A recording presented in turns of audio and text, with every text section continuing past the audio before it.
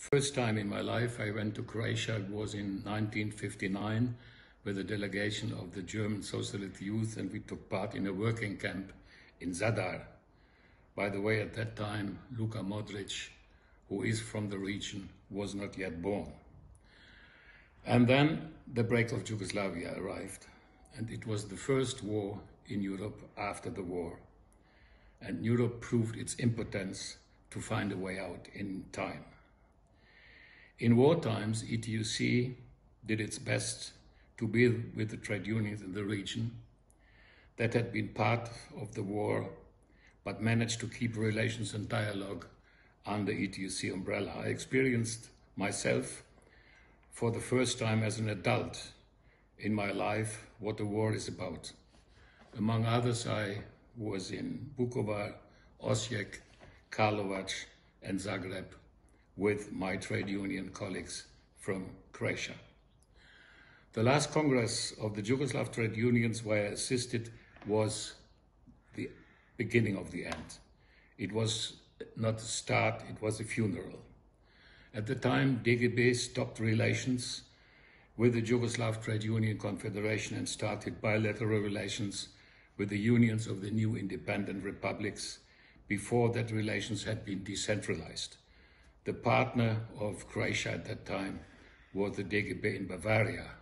Now Croatia is independent, Bavaria is not. We received, I remember well, a delegation of your confederation led by the president at the time, Dragutin Lesar, in Düsseldorf. And I remember we had a very interesting exchange about language. Lesar asked us to publish the information for Yugoslav migrant workers in Croatian.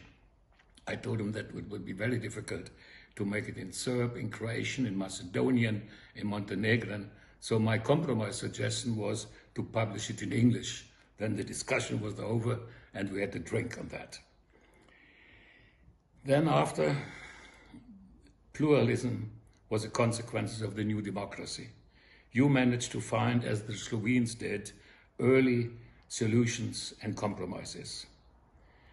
To come up with a new life after the war was all but easy.